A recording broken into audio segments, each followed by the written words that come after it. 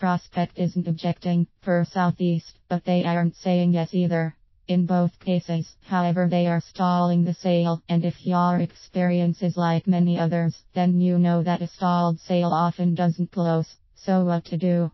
First of all, I hope you anticipated this stall and even gained some insight and leverage for it by uncovering it during the qualifying stage.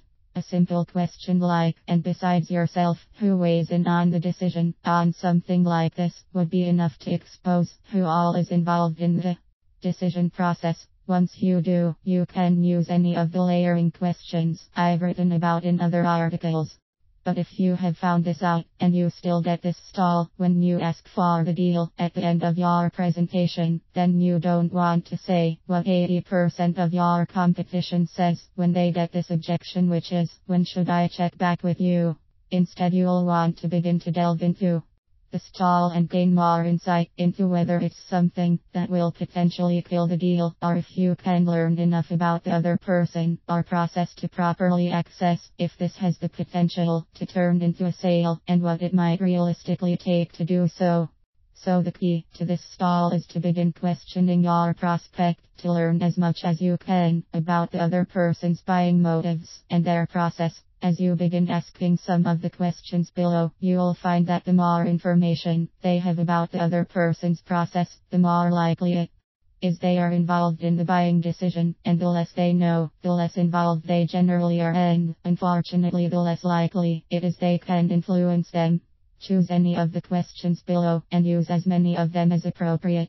As always, spend some time to customize them to fit your product or service and your personality. Questions. Based on what you know about them, what is their timeline for acquiring this, or, and what sort of timeline are they dealing with for putting something like this to work for you?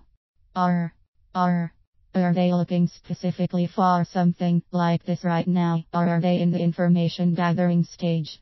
Or, is this something they specially tasked you to find, or are you going to be bringing this to them on your own?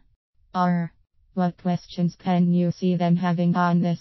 Or, what concerns can you see them having on this? Or, does he/she tend to make quick decisions on something like this? Or, what would be the biggest reason they would go for this? Or, who besides your supervisor would be weighing in on this decision? Or, would it be okay for me to speak with them directly to answer any questions? Or, what would be the best way for me to help them come to a positive answer on this? Or, what would you recommend is the best way I can help them see the value in this? Or, can we do a conference call right now with them to just see what their initial reaction to this is? Or, since we both think this solution will work for you, how can you and I persuade them to agree to go with us on this? As you can see from these questions, just because your prospect says they need to speak with someone, it doesn't mean that you have to go away. Instead, by asking questions and delving into the buying process and the decision-making process, you'll learn what it's going to take for you to advance and close the sale. Copyright C. 2015 Mr. Inside Sales.